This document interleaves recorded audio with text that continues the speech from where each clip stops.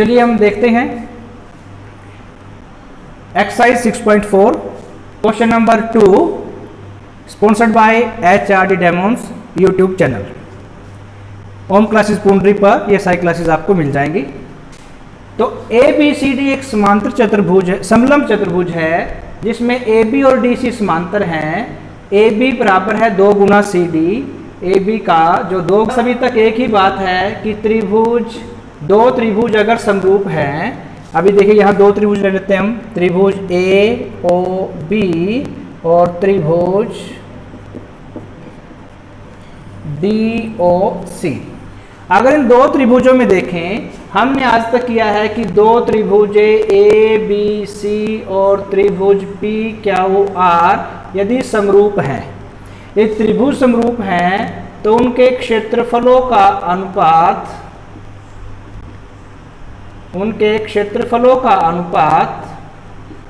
उनकी भुजाओं के अनुपात का वर्ग होता है, जो कि कल हमने किया था AB बटे PQ का वर्ग। या दूसरी कोई भुजा लेना चाहें BC या QR या AC और PR, वो भी हम ले सकते हैं। तो यहाँ हम दो त्रिभुज ले लेते हैं ABC और ABO या DOC। अगर आप इन दोनों त्रिभुजों में देखें, दोनों त्रिभुजों में देखें, DC समांतर है AB के और उन्हें एक रेखा प्रतिच्छेद कर रही है, तो दोनों एकांतर कोण इसके बराबर होंगे। इसे मान लिया कोण 1, इसे मान लिया कोण 2, तो कोण 1 बराबर कोण 2 होगा, क्योंकि ये दोनों हैं एकांतर कोण। दो समांतर भुजाओं के एकांतर कोण बराबर होते हैं। इसी प्रकार से ये कोण देखो आप, कोण 3 मान लेते हैं, इसे कोण 4 मान लेते हैं। यहाँ भी दो भुजाएं समांतर है और उन्हें एक भुजा काट रही है, तो ये भी एकांतर कोण, अर्थात कोण 3 बराबर है कोण 4, ये भी एकांतर कोण बराबर होते हैं। ये बात आपके पास हो गई। अब किसी त्रिभुज की दो भुजाएं अगर बराबर हो, दो कोण अगर बराबर होते हैं, तो वो दोनों त्रिभुजाएं समरूप होती हैं। इसलिए त्रिभुज AOB समरूप होगी त्रिभुज DOC के। कारण क्या बना? एंगल समरूपता, या इसे कहेंगे हम कोण समरूपता। जब दो त्रिभुज समरूप होती हैं तो उनकी भुजाओं के अनुपात का वर्ग उनके क्षेत्रफल के अनुपात के बराबर होता है। तो यहाँ से हम निकाल सकते हैं क्षेत्रफल त्रिभुज AOB बटे क्षेत्रफल त्रिभुज ये आपके COD। इन दोनों क्षेत्रफल क्या होगा? इनकी भुजाओं के। अब देखिए A और B इसमें भुजा है, इसमें C और D है, जिसका कि रिलेशन हमारे पास है, उपयोग करेंगे AB बटे CD का वर्ग, और दोनों ही संगत है। देखिए first part last part, first और लास्ट दोनों फर्स्ट एंड पॉइंट ले लिया, अर्थात AB और CD ले लिया। अब क्योंकि हमारे पास AB बराबर है, इसे समीकरण मान लो आप स्टार दे दो, स्टार समीकरण का उपयोग करके AB बराबर है 2 गुना CD रखते हैं। जहाँ पर AB है वहाँ 2 गुना CD का उपयोग करेंगे, बटे में CD पूरे का वर्ग, CD एकम CD, तो यह हो जाएगा 2 बटे 1 का वर्ग, 2 का वर्ग 4, 1 का वर्ग 1। यानी क्षेत्रफल त्रिभुज AOB और क्षेत्रफल त्रिभुज COD का अनुपात आपको 4.1 प्राप्त हुआ है। इस प्रकार से क्वेश्चन है। नेक्स्ट ये बार तो देखिए क्या स्थिति है। हम यहां से एक लंब डालते हैं बिंदु A से BC के ऊपर। इसी प्रकार बिंदु D से इसके ऊपर लंब डालते हैं, तो इनका नाम रख देंगे, इसे रख दो P, इसे रख दो L। तो दो त्रिभुजें यहाँ हमें प्राप्त होती हैं, त्रिभुज ABC व त्रिभुज DBC में। इन दो त्रिभुजों की हम बात कर रहे थे। अब इनका क्षेत्रफल की बात करेंगे। क्षेत्रफल त्रिभुज ABC बटे क्षेत्रफल त्रिभुज DBC। क्षेत्रफल निकालने के लिए 1/2 आधार गुना लंब। अगर जब आप ए बी सी की बात करते हैं तो आधार कौन सा है इसका, बी सी, गुना में आधार हो जाएगा बी सी, और लंब अभी आपने डाला है ए पी। जब आप डी बी सी की बात करते हैं तो आधार बनेगा बी सी, क्योंकि बी सी के ऊपर लंब डाल रहे हैं, और लंब कौन सा बनेगा, जो अभी आपने डाला है डी एल। जो कटता है काट दो, 1/2 और बी सी कट जाएगा, ये बचेगा आपके पास ए पी बटे डी एल के बराबर। समीकरण 1। हमारा यूट्यूब चैनल होम क्लासेस पुंडरी को सब्सक्राइब करें, लाइक करें। एड्रेस है www.youtube.com/c/homeclassespunri।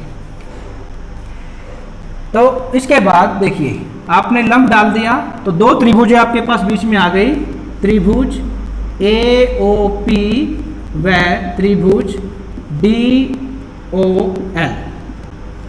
अगर इन दोनों त्रिभुजों में आप देखिए इसको हम यहाँ निकाल दिया इस त्रिभुज को, ताकि करने में आपको कोई परेशानी ना आए।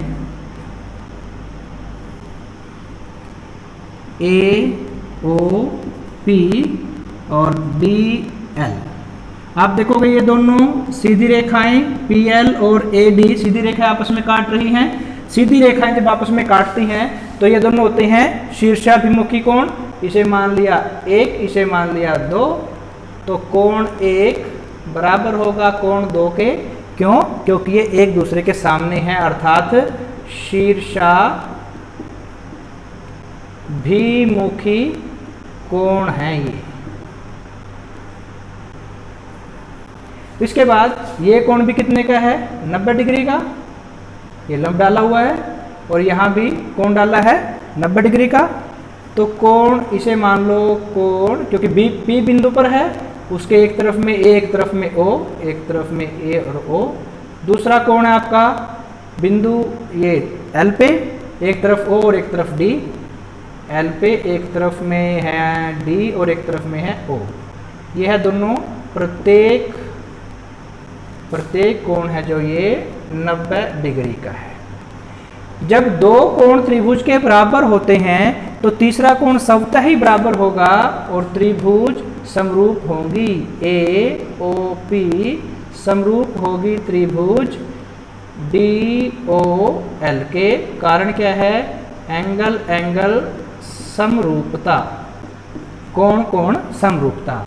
जब त्रिभुज समरूप है तो उनकी सभी भुजाएं अनुपातिक होंगी, अर्थात देखिए ए पी पहली भुजा बटे में डी एल बराबर होगा ओ पी बटे में ओ एल बराबर होगा ए ओ बटे में डी ओ। तो इसकी सभी भुजाएं ए पी बटे डी एल, पी ओ बटे में डी ओ और ए ओ बटे में डी ओ, ये बराबर होगी P O O L A O D O. ये अपनी अनुपातिक होंगी। अब इसका उपयोग करेंगे ए पी बटे डी एल बराबर किसके है? ए ओ बटे डी ओ। तो यह समीकरण 2 मान लेते हैं। समीकरण 2 का प्रयोग समीकरण 1 में करने पर करते हैं उपयोग। क्षेत्रफल त्रिभुज ए बी सी बटे क्षेत्रफल त्रिभुज डी बी सी। तो ये किसके बराबर है? ए बी बटे डी एल की, और ए बी बटे डी एल है ए ओ बटे डी ओ के बराबर। तो ये आपको सिद्ध करना था और ये आपको प्राप्त हो चुका है, इति सिद्धम। यह क्वेश्चन नंबर 3। तो क्वेश्चन नंबर 4 देखते हैं प्रमाण। क्योंकि त्रिभुज ए बी सी समरूप है त्रिभुज पी क्यू आर के, ये आपको दिया है। जब त्रिभुज समरूप है तो उनकी भुजाएं भी सभी अनुपातिक होंगी, अर्थात ए बी बटे पी क्यू बराबर है बी सी बटे क्यू आर बराबर है ए सी बटे पी आर। प्रत्येक भुजा इसके संगत ये भुजा, इसके संगत इधर वाली भुजा और नीचे वाली के संगत नीचे वाली भुजा, ये समानुपात में होने के साथ साथ प्रत्येक कोण भी ए बराबर होगा पी के और कोण बी बराबर होगा कोण क्यू के, कोण सी बराबर होगा कोण आर के, यानी संगत कोण। देखिए ऊपर वाला कोण ऊपर वाले के बराबर, साइड वाला के बराबर और सी आर के बराबर।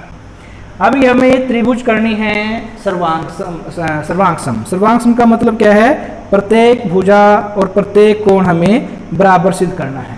कोण बराबर ऑलरेडी दे रखा है, अगर भुजाएं भी हम इसकी सिद्ध कर दें कि भुजाएं भी सारी बराबर है तो हमारा उद्देश्य सोल्व हो जाएगा। जब त्रिभुज समरूप हैं तो उनके क्षेत्रफलों का अनुपात क्या होता है, त्रिभुज ए बी सी और क्षेत्रफल त्रिभुज पी क्यू आर, ये क्या होगा, भुजाओं के अनुपात का वर्ग ले लेते हैं। एक भुजा ए बी बटे पी क्यू के अनुपात के वर्ग के बराबर होगा। अब क्योंकि आपको ये बात दे रखी है समीकरण नंबर 1 में दोनों त्रिभुजों का क्षेत्रफल बराबर है, ए बी सी का क्षेत्रफल और पी क्यू का क्षेत्रफल बराबर है, तो इसलिए दोनों क्षेत्रफल बराबर होने के कारण ए बी सी और त्रिभुज पी क्यू आर का ए बी सी के बराबर है, तो यहाँ भी रख लेते हैं ए बी सी का क्षेत्रफल बराबर है ए बी बटे पी क्यू का वर्ग। दोनों कट जाएंगे, कट करके आ जाएगा 1/1, 1/1, आर पार गुणा करेंगे, पहले दोनों वर्गमूल कर लेंगे, वर्गमूल करने के बाद 1/1 बराबर है ए बी बटे पी क्यू। अब आर पार गुणा करेंगे तो पी क्यू बराबर है ए बी।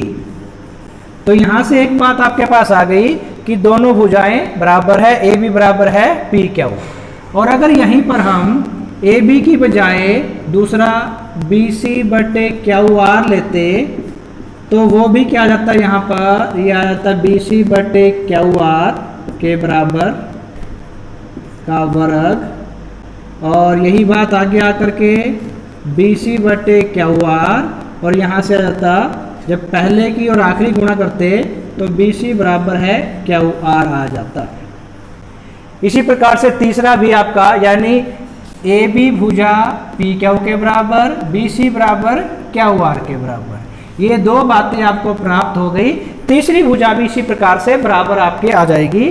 जब तीनों भुजाएं बराबर हैं और तीनों कोण बराबर हैं, इसके अलावा इन दोनों के बीच का कोण ए बी और बी सी के बीच का कोण कौन सा है, बी, और पी क्यू और क्यू आर के बीच का कोण कौन सा है, पी क्यू और क्यू, इन दोनों के बीच का कोण है आपके पास क्यू, जो कि आपको दे रखा है, तथा कोण B बराबर है कोण क्यू के। इसलिए आधारभूत अनुपातिकता के द्वारा दोनों त्रिभुज ए बी सी सर्वांगसम होगी त्रिभुज पी क्यू आर के, क्योंकि दो भुजाएं बराबर होगी और बीच का कोण बराबर हो गया।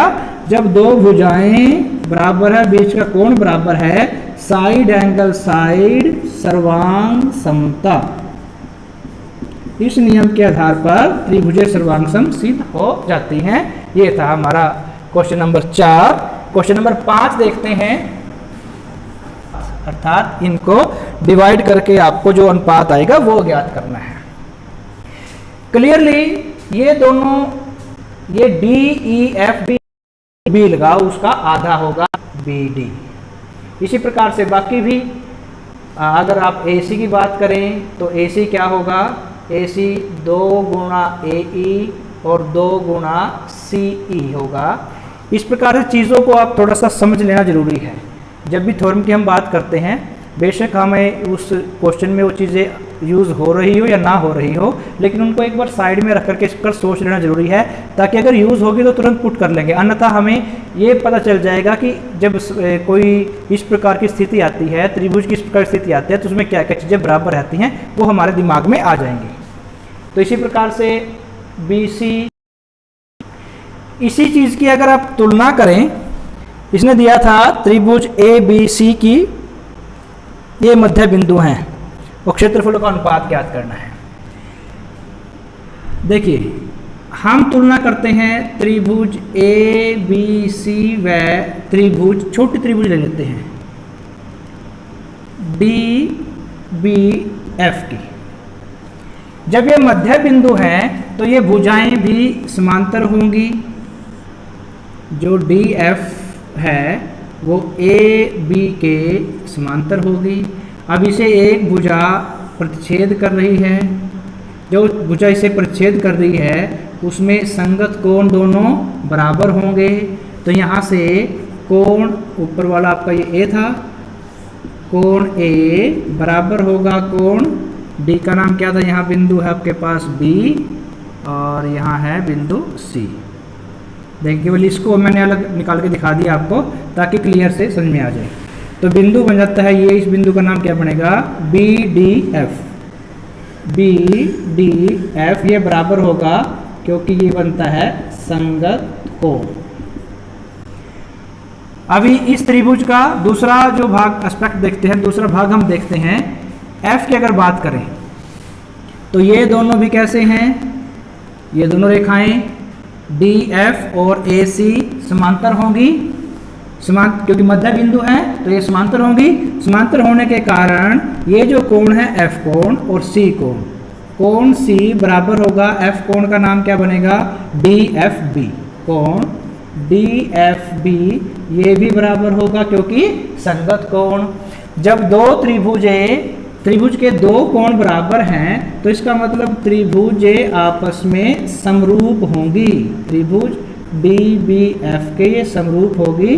कारण क्या बना, दो कोण बराबर है तो कोण कोण समरूपता, ये हमारा इसका आधार बन जाता है। जब दो कोण समरूप होते हैं तो उनके क्षेत्रफलों का अनुपात क्या होता है, उनके क्षेत्रफलों का अनुपात भुजाओं के वर्ग। ए बी सी बटे क्षेत्रफल त्रिभुज डी बी एफ बराबर होगा एक भुजा ए बी एक भुजा बी डी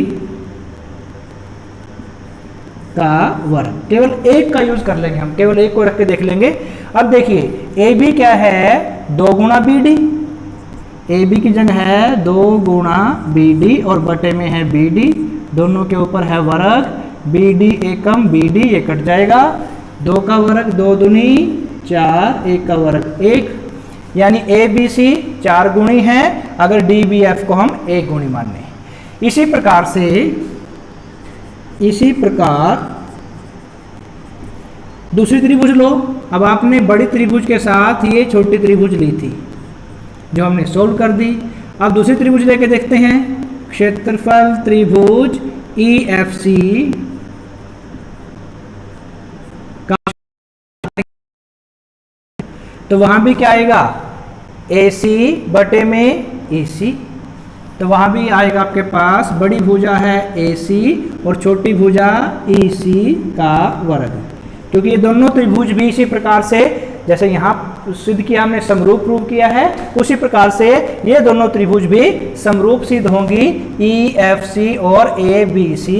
जब ये भी समरूप होंगी तो की वैल्यू सी पूरे का वर्ग है, इसी से इसी कट जाएगा, 2 दूनी 4 बटे 1। तीसरी भी त्रिभुज ऊपर वाली जो है ए डी ई का क्षेत्रफल और त्रिभुज ए डी ई नीचे लेंगे, ऊपर ले लेंगे ए बी सी और त्रिभुज ए डी ई, ये भी क्या बचेगा 4 बटे 1। तो ये देखिए इस ए बी सी त्रिभुज में हमारे पास 4 त्रिभुजें हैं, A D E D B F E F C.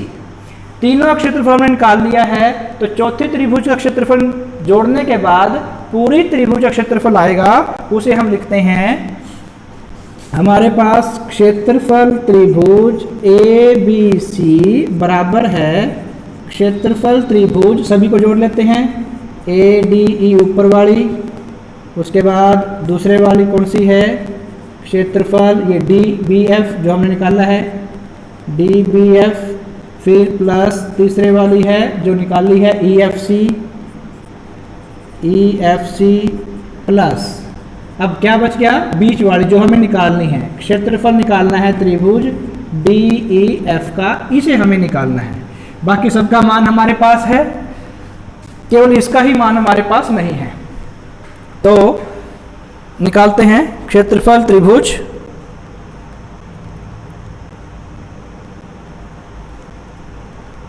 D E F और त्रिभुज ए बी सी क्षेत्रफलों का अनुपात यह निकालना है।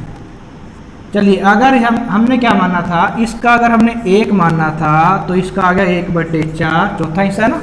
देखिए, इसका ए बी सी का 4 हिस्से और इसका 1 हिस्सा, अर्थात उल्टा मान लो बेशक चाहिए। अगर आप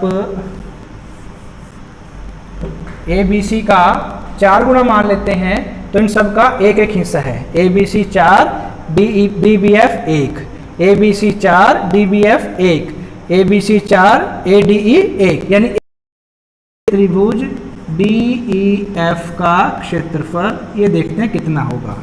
तो 4 ये है, 1 2 3, ये 3 जुड़ जाएंगे, बराबर से इधर आके माइनस का 3, त्रिभुज क्षेत्रफल त्रिभुज डी ई एफ, तो ये आएगा 1 डी ई एफ, यानी इसका भी क्या आएगा, 1 हिस्सा आएगा। और वैसे भी अंडरस्टूड बात है, जब आपकी 3 त्रिभुजों का 1/4 हिस्सा रहा, 1/4 डी ई एफ, पहले लिखा है डी ई एफ, और क्षेत्रफल त्रिभुज ए बी सी का अनुपात का मतलब बटे में इसका 1 भाग और इसका 4 भाग, अर्थात 1:4, ये आपका आंसर प्राप्त हो जाता है। तो इस प्रकार से बहुत इजी क्वेश्चन है। ये 5 क्वेश्चन आपके हो गए। छठा, 7 के अनुपात का वर्ग, माध्यिका बोले तो ए एल और पी एन इनका वर्ग। ये बात तो हमने की थी कि 2 त्रिभुज अगर समरूप हैं तो उनके क्षेत्रफलों का अनुपात उनकी भुजाओं के अनुपात का वर्ग होता है। ये थ्योरम हमने सबसे पहले की थी। अब हमें यहाँ सिद्ध करना कि माध्यिकाओं के अनुपात का वर्ग भी वही होगा। तो चलिए करते हैं। क्योंकि त्रिभुज ए बी सी समरूप है त्रिभुज पी क्यू आर के, जो कि दिया है, तो इसीलिए क्षेत्रफल त्रिभुज ए बी सी बटे में क्षेत्रफल त्रिभुज पी क्यू आर, ये होगा संगत भुजाओं के अनुपात का वर्ग।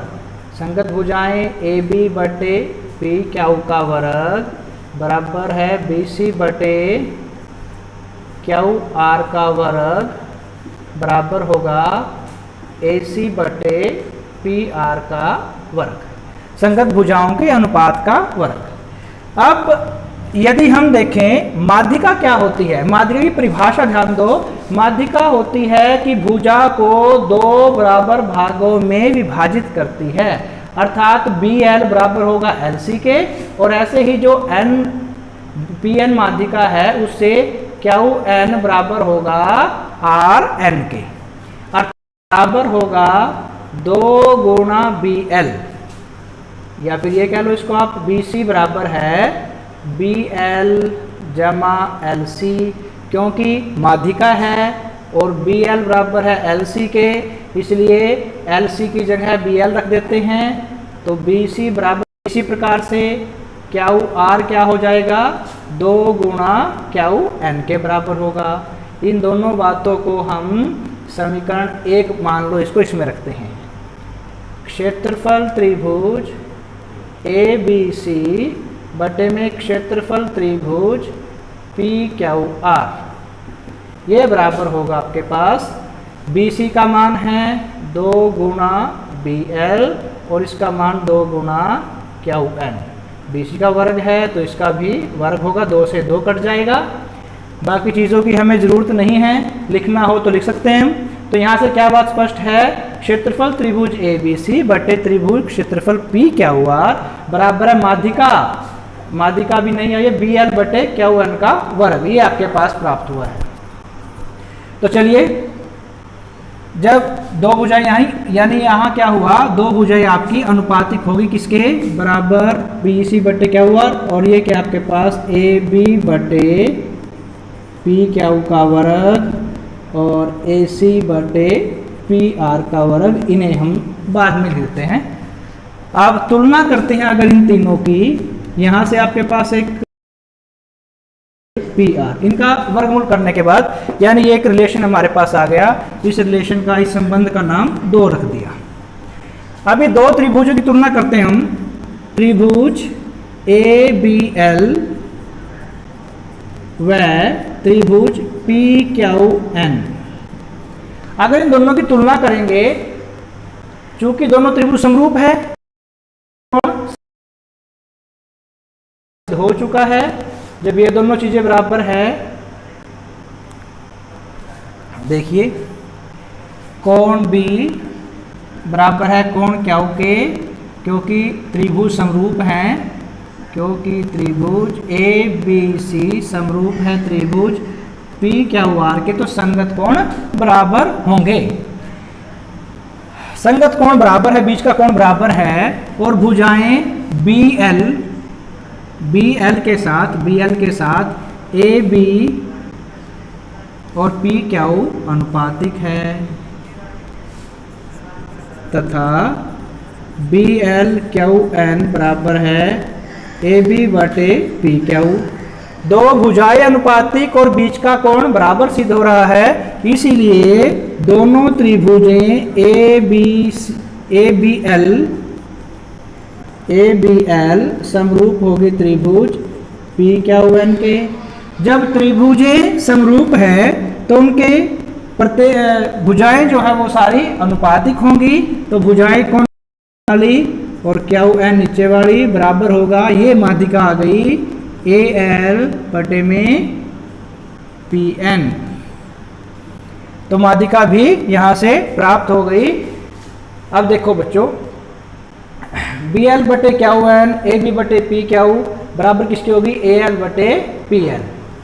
अब इस समीकरण में, चाहे पहले में रख लो, पहले समीकरण में अगर आप रखना चाहो तो पहले में सीधा रख लेंगे क्षेत्रफल त्रिभुज ABC बटे क्षेत्रफल त्रिभुज PQR बराबर है AB बटे PQ था।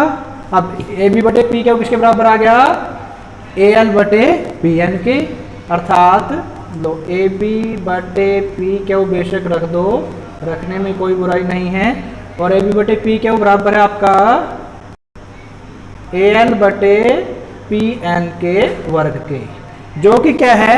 AL भी माध्यिका है और PN भी माध्यिका है, यानी माध्य समबाहु त्रिभुज का क्षेत्रफल वर्ग के एक विकर्ण पर बनाए गए समबाहु त्रिभुज के क्षेत्रफल का आधा होता है। सबसे पहले हमें पढ़नी होती है इक्वेशन, उसको समझना होता है, फिर उसको रेखांकित करना होता है। रेखांकित अगर सही प्रकार से आप कर लोगे तो आधा क्वेश्चन आपका समझो हो गया।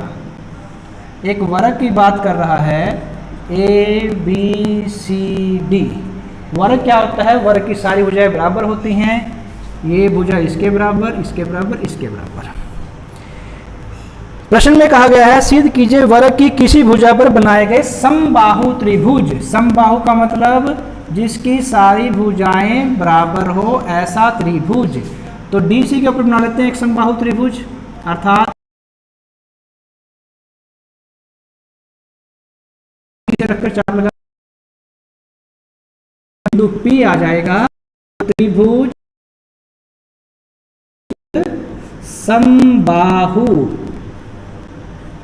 समबाहु त्रिभुज हमारे पास आती है, जिसमें प्रत्येक भुजा की लंबाई मान लो x, जो वर्ग है, वर्ग की प्रत्येक भुजा की लंबाई अगर हम x मान लेते हैं तो इसमें क्या आ जाएगा? PD बराबर है DC बराबर है PC बराबर है x। प्रत्येक की लंबाई हमने x मान ली। आगे क्वेश्चन में कहा गया है, आधा क्वेश्चन पढ़ा हमने, आधा उकेर दिया, रेखांकित कर दिया, बाकी है समबाहु त्रिभुज का क्षेत्रफल उस वर्ग के विकर्ण पर बनाए समबाहु त्रिभुज के क्षेत्रफल का आधा। अब विकर्ण के ऊपर बनाओ समबाहु त्रिभुज, विकर्ण को जोड़ते हैं तो AC क्या है? AC विकर्ण हो गया, विकर्ण AC। अब जब वर्ग की हम बात करते हैं, वर्ग में प्रत्येक कोण होता है 90 डिग्री का, एक भुजा x दूसरी भुजा x, तो विकर्ण की लंबाई क्या हो जाएगी? ये आधार ये लंब, समकोण त्रिभुज वाला पाइथागोरस प्रमेय का उपयोग करेंगे। आधार का वर्ग जमा लंब का वर्ग बराबर है, 2 बार हो गया, 2x की 2 आ गया, x2 का वर्गमूल x और 2 के ऊपर वर्गमूल, यानी AC की लंबाई वर्गमूल 2x आपको प्राप्त हो गई। अब वर्गमूल 2x की लंबाई जितना AC की लंबाई है उतनी प्रकार खोल करके आप चाप लगाओगे, फिर सीधे चाप लगाओगे, दोनों चाप पे आपको किसी एक बिंदु पे काटेंगी और उस बिंदु के साथ इन दोनों को हम मिला देंगे। ये मान लिया बिंदु L। तो त्रिभुज ACL एक समबाहु त्रिभुज है जिसकी प्रत्येक भुजा की लंबाई कितनी है? प्रत्येक भुजा की लंबाई हमने अभी निकाली है वर्गमूल 2x इकाई। क्योंकि यहाँ पर हमने कोई भी मीटर सेंटीमीटर का मेंशन नहीं किया है। जब कोई मीटर सेंटीमीटर मेंशन ना हो तो सीधे रूप से आप इकाई शब्द का इस्तेमाल वहाँ कर सकते हैं, जो भी होगा वो इसमें आ जाएगा। तो अभी दोनों के वर्गों का अनुपात हमें निकालना है। निकालते हैं त्रिभुज विकर्ण वाली अच्छा, जब ये दोनों त्रिभुज है, क्योंकि दोनों कैसी हैं? समबाहु त्रिभुज है। समबाहु त्रिभुज का प्रत्येक कोण कितने का होता है? 60 डिग्री का। और जब दो त्रिभुजों के सभी कोण बराबर होते हैं तो वो दोनों त्रिभुजें समरूप होंगी। समरूप होने के बाद फिर हम ये क्षेत्रफल वाली कंडीशन जो लगाते हैं वो लगा लेंगे। अब देखिए, क्योंकि त्रिभुज ACL व त्रिभुज PDC का प्रत्येक कोण 60 डिग्री है, इसीलिए त्रिभुज ACL समरूप होगी त्रिभुज PDC के। कारण क्या है? सभी कोण बराबर हैं। एंगल एंगल एंगल समरूपता, समरूपता यानी कोण कोण कोण समरूपता के अनुसार ये सारी भुजाएं त्रिभुज जो है समरूप हो गई। तो उनके क्षेत्रफलों का अनुपात भी ACL बटे में क्षेत्रफल त्रिभुज दूसरी कौन सी आपकी? PDC। ये x PD आपके पास किससे आया है? PD आया है नीचे वाले से। P यहाँ है आपके पास PD, ऊपर वाले से आएगा AC, क्योंकि ऊपर AC आ रहा है नीचे PDC है, तो ऊपर वाले से आ गया AC और नीचे वाले से आ गया PD। AC की वैल्यू आपके पास है AC की वैल्यू आपके पास ये देखिए, ये निकाल रखी हमने AC की वैल्यू वर्गमूल 2x। तो यहाँ वर्गमूल 2x और PD की वैल्यू ये ऊपर निकाल रखी है x, माना जो हमने x एकम x। तो वर्गमूल 2 का वर्ग 2, 1 का वर्ग 1। क्षेत्रफल त्रिभुज APDC, ये हमें सिद्ध करना था कि क्षेत्रफल त्रिभुज ACL दुगना है PDC का जो डबल है दुगना है, इसके क्षेत्रफल बराबर होगा। या आधा दिखाना था तो ACL का ये E आपका यहाँ पर है और ABC यहाँ पर है। बनाना चाहो तो बना के भी कर सकते हैं। ABC बिंदु DBC का मध्य बिंदु है। BDE ये E बिंदु यहाँ पर होगा कहीं। D भुजा BC का मध्य बिंदु, त्रिभुज ABC को ये बिंदु E आएगा। तो आप क्या देखते हो? ये हो जाएगा AB पहली भुजा और BD ये पहली भुजा, इन दोनों के भुजाओं का वर्ग। अब ये पहले बता दिया कि इसका मध्य बिंदु है, तो BC का मध्य बिंदु है, ये आधा होगा, अर्थात समबाहु त्रिभुज प्रत्येक भुजा बराबर होगी। AB भी बराबर होगी BC के, और BD जो है BC का आधा है, तो ये BC का आधा यानी बटे में 2 ऊपर चला जाएगा। वर्ग करेंगे BC एकम BC, 2 का वर्ग 4 और ये 1, 4:1, यानी ABC 4 गुणी आएगी और BDE 1 गुणी आएगी। यही भाग यही जो है नेक्स्ट में है क्वेश्चन नंबर 9 में। दो समरूप त्रिभुजों की भुजाएं, जो भुजाएं हैं मान लिया AB और PQ, ये 4:9 में है। इन त्रिभुजाओं के क्षेत्रफलों का अनुपात क्या होगा? क्षेत्रफल क्या होता है? क्षेत्रफल त्रिभुज ABC बटे क्षेत्रफल त्रिभुज PQR, ये बराबर होगा भुजाओं के अनुपात का वर्ग। भुजाओं का अनुपात 4/9 है, इसका वर्ग करेंगे तो चौक चौक 16 और नीम नीम 81, ये आंसर आएगा। तो ये छोटे क्वेश्चन एक एक नंबर में कई बार आ जाते हैं, पिछले 3 सालों से लगातार एग्जाम में आ रहे हैं, इसका